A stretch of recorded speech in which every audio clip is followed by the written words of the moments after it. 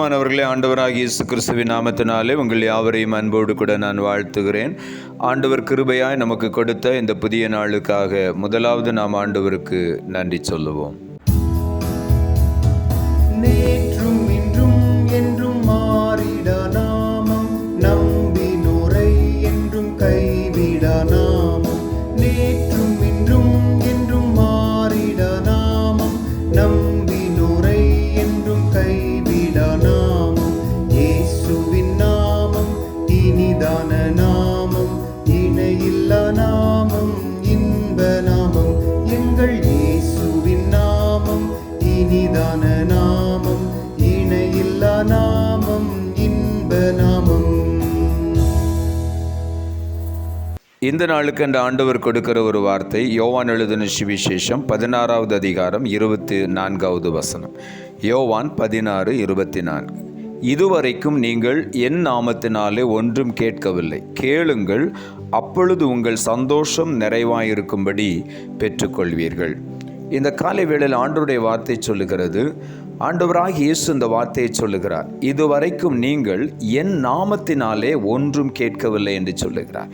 என் நாமத்தினாலே கேளுங்கள், அப்பொழுது உங்கள் சந்தோஷம் நிறைவாயிருக்கும்படி பெற்றுக்கொள்வீர்கள் என்று ஆண்டவருடைய வார்த்தை சொல்லுகிறது. நம்முடைய சந்தோஷம் நிறைவாயிருக்க வேண்டும். நிரம்பி வழிகிற ஒரு திருப்தியான சந்தோஷத்தை நாம் அடைந்து கொள்ள வேண்டும் என்பது ஆண்டவருடைய விருப்பம். ஆகவே தான் சொல்லுகிறார், கேளுங்கள் என் நாமத்தினாலே அந்த நித்திய சந்தோஷத்தை, அழிவில்லாத சந்தோஷத்தை, நிறைவான சந்தோஷத்தை பெற்றுக்கொள்ளுங்கள் என்று ஆண்டவர் சொல்லுகிறார். மத்தேயு எழுதின சுவிசேஷம் 7ஆம் அதிகாரம் 7ஆம் வசனம் சொல்லுகிறது, கேளுங்கள், அப்பொழுது உங்களுக்கு கொடுக்கப்படும், தேடுங்கள், அப்பொழுது கண்டடைவீர்கள், தட்டுங்கள், அப்பொழுது உங்களுக்கு திறக்கப்படும் என்று ஆண்டவருடைய வார்த்தை சொல்லுகிறது. ஆண்டவர் சொல்லுகிறார், கேளுங்கள், நிச்சயமாக உங்களுக்கு கொடுக்கப்படும். தேடுங்கள், ஆண்டவரை கண்டடையத்தக்க சமயத்தில் தேடுங்கள், அவர் சமீபமாய் இருக்கையில் அவரை நோக்கி கூப்பிடுங்கள் என்று வேதம் சொல்லுகிறது. கண்டடைவீர்கள் என்று ஆண்டவர் சொல்லுகிறார். தட்டுங்கள், அப்பொழுது உங்களுக்கு திறக்கப்படும். நாம் ஆண்டவருடைய சமூகத்திலே ஆண்டவரை நோக்கி நாம் கூப்பிடும் பொழுது அவருடைய கதவை நாம் தட்டுகிறோம். ஆண்டவர் நமக்காக திறப்பார். அவருடைய உள்ளத்தை திறந்து நம்மை ஆசீர்வதிப்பார். தட்டுங்கள், அப்பொழுது உங்களுக்கு திறக்கப்படும். நாம் அமைதியாக இருந்து எப்படியாவது திறக்கட்டும், எப்படியாவது நடக்கட்டும் என்று இருந்தால் அதில் ஒன்றும் நாம் அடைந்து கொள்ள முடியாது. ஆண்டவரை நோக்கி நாம் கூப்பிட வேண்டும். அவரை நாம் கருத்தாய் தேட வேண்டும். அவருடைய சமூகத்தை தட்டி கொண்டே இருக்க வேண்டும். நிச்சயமாகவே நமக்கு கதவுகள் திறக்கப்படும். நாம் ஆண்டவரை கண்டு கொள்ளுவோம்.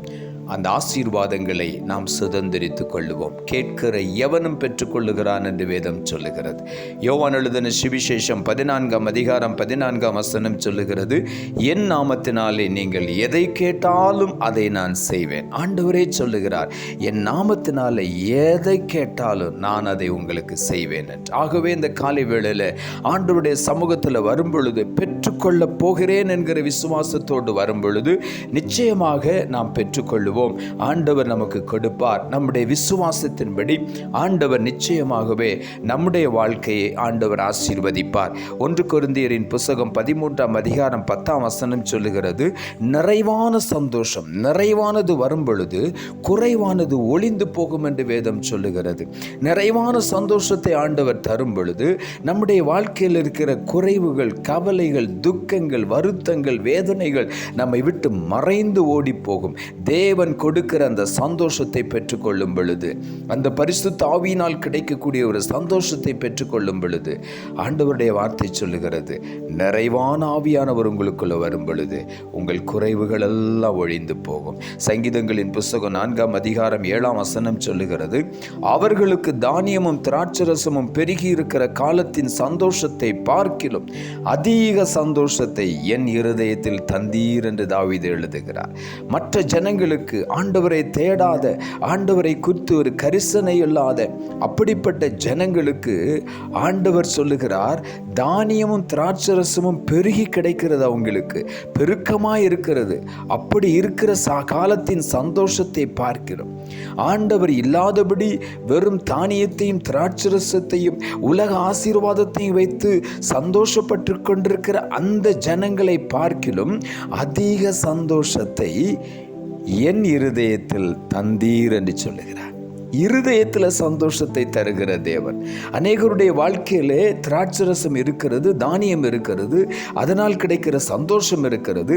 ஆனால் இருதயத்தில் ஒரு நிம்மதி இல்லை, இருதயத்தில் ஒரு அமைதி இல்லை, சமாதானம் இல்லை, ஒரு சந்தோஷம் இல்லை, மகிழ்ச்சி இல்லை. இந்த காலை வேளையில் அதைத்தான் ஆண்டவர் நமக்கு தருகிறார். ஆகவே நம் இருதயம் களி கூர்ந்த ஆண்டவரை துதிப்பதாக. ஆகவே இந்த காலை வேளையில் ஆண்டவரை நன்றியோடு நாம் துதிப்போம். சங்கீதங்களின் புஸ்தகம் 5ஆம் அதிகாரம் 11ஆம் வசனம் சொல்லுகிறது, உம்மை நம்புகிறவர்கள் யாவரும் சந்தோஷித்து எந்நாளும் கெம்பீரிப்பார்களாக, நீர் அவர்களை காப்பாற்றுவீர், உம்முடைய நாமத்தை நேசிக்கிறவர்கள் உம்மில் களி கூறுவார்களாக என்று எழுதப்பட்டிருக்கிறது. உம்மை நம்புகிறவர்கள் யாவரும் சந்தோஷித்து எந்நாளும் கெம்பீரிப்பார்களாக. ஆண்டவருடைய நாமத்தை சொல்லி கூப்பிடுகிறவர்கள், அவருடைய நாமத்தை நம்பி அவரை நோக்கி கூப்பிடுகிற யாவரும் சந்தோஷித்து எந்நாளும் கெம்பீரிப்பார்கள். மாத்திரமல்ல, நீர் அவர்களை காப்பாற்றுவீர். ஆண்டவர் அந்த ஜனங்களை காப்பாற்றுவார். அவருடைய நாமத்தை நேசிக்கிற ஒவ்வொருவரும் ஆண்டவருக்குள்ளே களி கூறுவார்களாக என்று வேதம் சொல்லுகிறது. நம்மை களி கூற பண்ணுகிற தேவன், காலையும் மாலையும் களி கூற பண்ணுகிற தேவன். இந்த காலை வேளையில் நம்மை ஆண்டவர் களி கூர்ந்து துதிக்க பண்ணுவார்.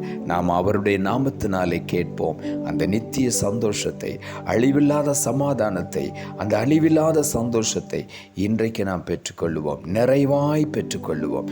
அதை நிறைவாய் பெற்றுக்கொள்ளும்படி தான் இந்த காலை வேளையில் ஆண்டவர் நம்மோடு பேசி கொண்டிருக்கிறார். ஆகவே அந்த நிறைவான சந்தோஷத்தையும் சமாதானத்தையும் பெற்று ஆண்டவரை நாம் மகிமைப்படுத்துவோம். நாம் ஜெபிப்போம்.